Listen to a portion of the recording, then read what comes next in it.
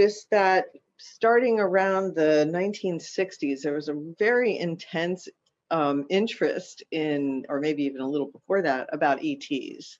Yeah. Yeah. And then our literature and our movies and everything was focused a lot on ETs. And then, Yes. like around the 80s, or at the 90s, I guess, it kind of declined the interest.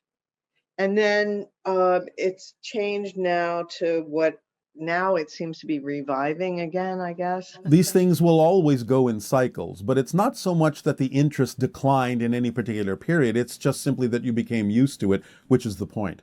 Because it's all part of the acclimation process for open contact. To present many of these things to you, allow you to sort of absorb them, get used to the idea. It may appear as if interest has waned, but it simply goes to the core groups that are maintaining investigation into these things. And when more information and new information then comes out, it may appear that the interest is rekindled. It's not that the interest has declined. It's simply that at a certain point, your society has gotten used to it and allowed it to become something more normal. Therefore, there's no real reason to call it out as anything different until something different happens. Do we also go through cycles of sort of disenchantment with magical thinking? The idea of what humans are capable of, or there might be other beings. There can be cycles like that, but again, remember that these are only the result and consequence of fear-based beliefs. So you may have to go through these cycles to face those beliefs and bring yourself back into the realization and alignment that everything, in a sense, is magical, which doesn't mean it's unscientific. There's really no such thing as supernatural. There isn't. Everything is natural. It's just that it might be nature you don't understand yet. Right. And, before, the idea that you could walk into a room and flip a switch and have electricity light your room sounds like magic, right? Yes. But as you referred earlier to the author of your 2001 story, he has a famous quote, and that is that any sufficiently advanced technology would be indistinguishable from magic to those who don't understand it. Which is so exciting. Yes. It really is a more magical future that we're moving into, but it's not that it's the antithesis of science. It's just expanded. Exactly. Because again, there's really no such thing as the supernatural. It's all natural. So how is open contact beneficial for us? How would you like it to be beneficial for you? Making new friends? Expanding your family, learning new things, creating more capabilities in your society, expanding your imagination, creating more inventions, interacting with different cultures in a variety of new ways that will expand your understanding of existence and life and many other things. And the same exists for us. We each benefit. Our family grows. We see from different perspectives. We learn more about all that is and all the different ways it has of expressing itself within creation, which puts you more in alignment in your understanding of existence and allows you to do more things than you did before. I know one person was asking about the evolution of humans, and as you're expressing that, it just brings to mind the idea that as we evolve, we appear to be more and more magical, more and more in touch with extra dimensionals, extra other dimensions, and making that more normalized in our experience of being physical. Yes, and paradoxically, you're actually, as you evolve, becoming more human. Because we have more compassion and we're not expressing the negative fear-based perspective as we were in earlier times in our civilization. Yes, and the idea also of more pondering of contact has rewired you in a variety of ways that actually gives you more capabilities than you used to have thousands of years ago, physiologically. Yes, so interesting. So, what is the relationship between ET contact and fourth density? Well, the relationship is a directly proportional one because we represent a higher frequency of physical reality. So the idea is that as you are evolving from third density to fourth density, all that means is you're raising your frequency into a higher expression of physical reality. And extraterrestrial beings can represent that and can, if you're willing to match their frequency, allow that vibration to rub off on you, so to speak, so that you can begin to accelerate toward the experience of a higher level, a higher frequency, and a higher experience of physical reality that you're referring to as fourth density. I know that some individuals are concerned about leaving other people behind when they accept a new paradigm for how reality works and moving to a higher expression of yourself. Yeah. Um, so I believe you might have talked about this idea of sometimes the people remain in your reality and they are different. Sometimes they leave your reality, right? Or you leave their reality. But the way that we experience it as an individual and the people we care about, what are some ways that, other than what I just said? I mean, how does All this right. work? Well, again, the idea is to increase your vibration into the realm of compassion. When you do that, you start to have a different perspective of the choices that different people may make, even if they don't make choices that are aligned with yours.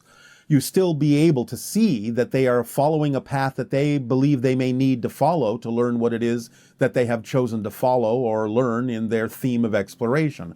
And you also start to really truly realize and experience others, no matter the choices they make, as eternal, infinite beings.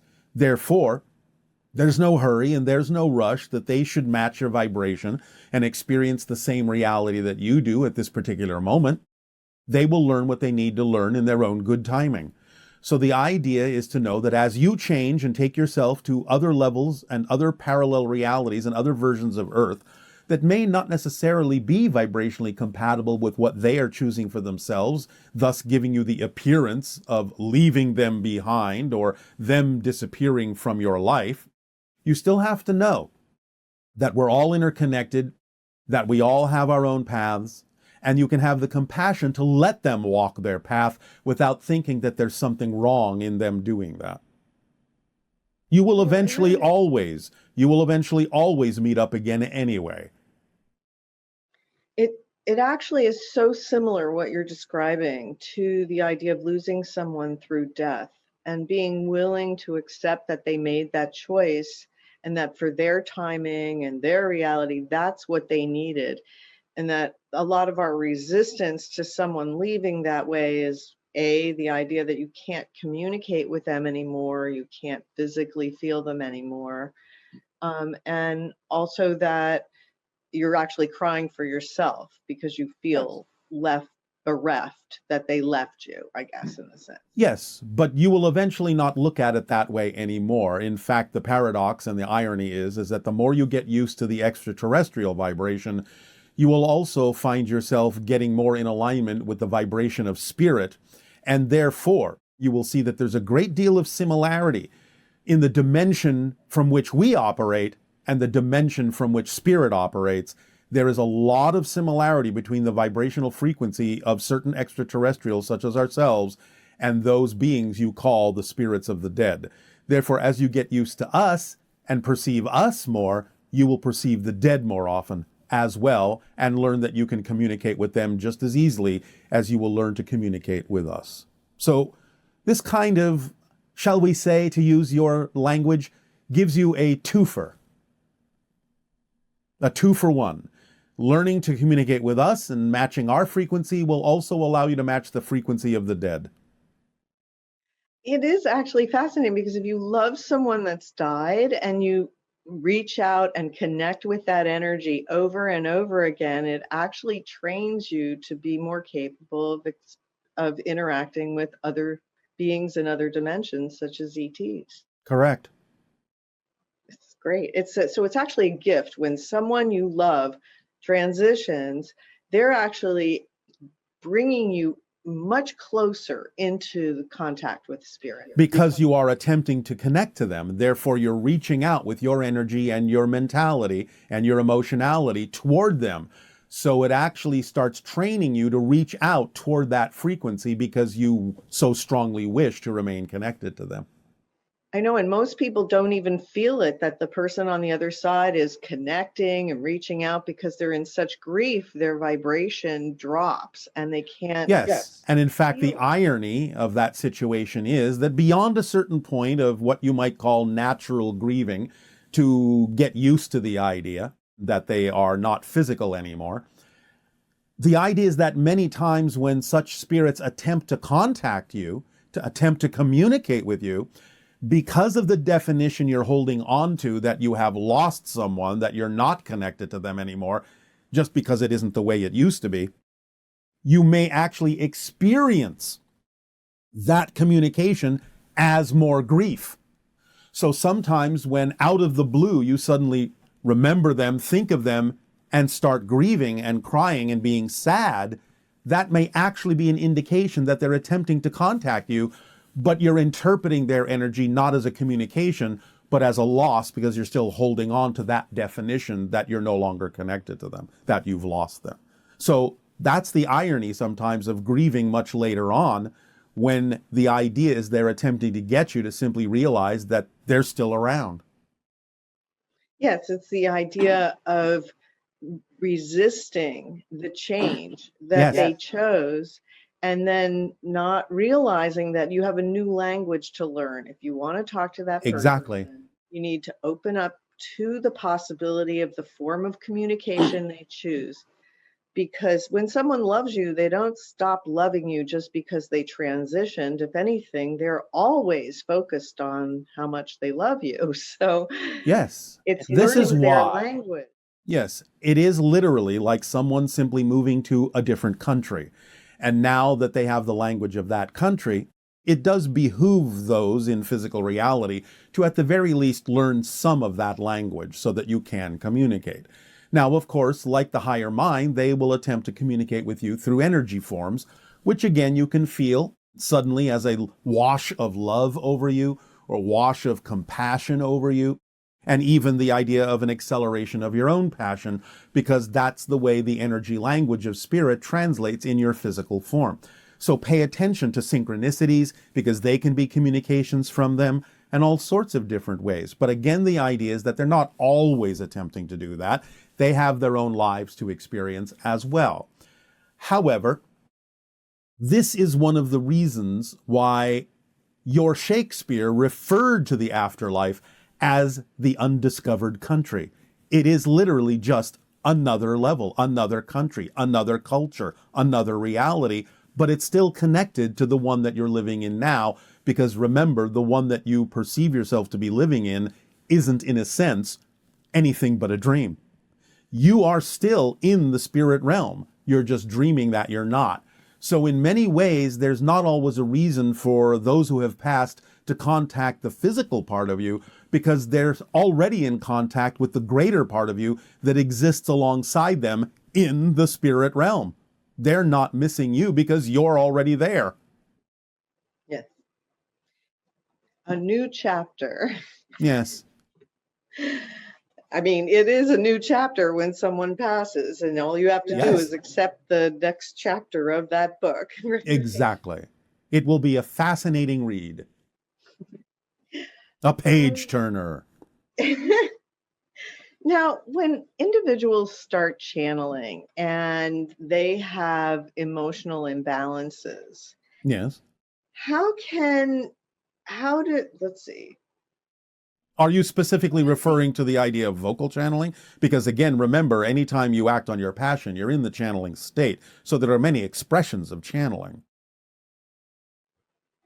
Well, sometimes when people start channeling, they become overwhelmed and anxious and all of these kinds of things. And there's not a real clear sense of, is this another entity? Is this their consciousness? Yes, well, there doesn't have to be. The point is that those experiences, those things coming up within the channel, are part of the purpose of the channeling. It's not just about bringing information through to others and being of service to them in that way. It's also an opportunity and a process to allow the channel to clear themselves out of any belief systems that are out of alignment with who they truly prefer and need to be, so that they can be of greater service to others and bring through information that might be more relevant for them. So it's a dual process. It's not something that a channel should ignore in that sense. Anytime they come upon those feelings of imbalance or overwhelm, it's time to stop and take a look at what belief systems are causing that, so you can clear the way and allow yourself to become a clearer channel, a clearer conduit for the information that others may require.